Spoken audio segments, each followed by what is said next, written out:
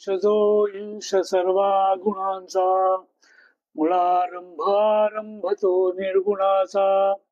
नमो शारदा मूळ चत्वारी वाचा गमो पंथानंत या राघवाचा.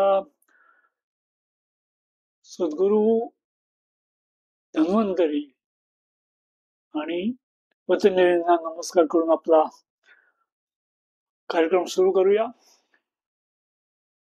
चहा घेता घेता सहजच आज विषय आहे अस्तेय.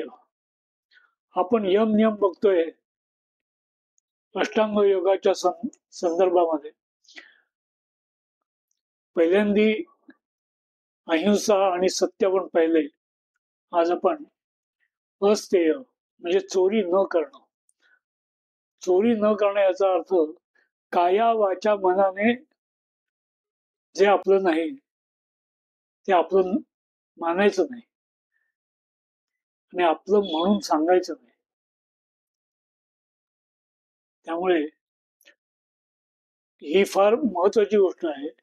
कारण आपण वेगवेगळ्या प्रकारच्या चोऱ्या जाणतेपणे अजाणतेपणे करत असतो आणि त्याचा परिणाम योगसिद्धीकडे न जाण्यासाठी होतो. किंबहुना आपलं लक्षच चुकतं आणि आपण अगदी चुकीच्या दिशेने जातो.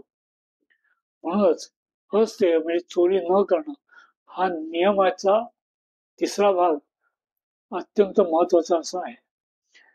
त्यातला यम हा शब्द मुळी आहे ना, यम म्हणजे कंट्रोल.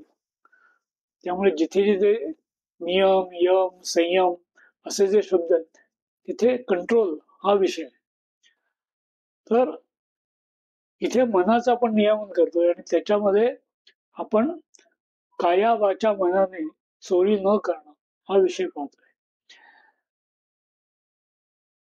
साधी न विचारता मीठ घेणं ही सुद्धा चूक मानली आहे. तर बाकीच्या किती गोष्टी आपण करत असतो अजाणतेपणे जाणतेपणे. एखाद्याचा विचार स्वतःचा म्हणून सांगणं, एखाद्याची ओळ वाक्य किंवा अख्खा पॅरेग्राफ किंवा अख्खं नाटक एखादा अख्खा प्रबंध स्वतःचा म्हणून सांगणं, स्वतःच्या नावावर खपवणं हे खूप भीषण आहे. तसंच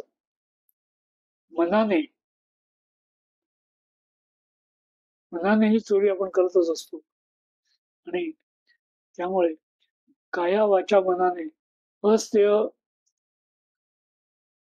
सांभाळल्यामुळे काय होतं तर आयुष्यामध्ये संपन्नता येते. जसं अहिंसेमुळे वैरत्याग होतो तसा संपन्नता येण्यासाठी अस्तेय फार महत्वाचं आहे. तर आज इथेच थांबतोय. जय जय रघुवीर समर्थ.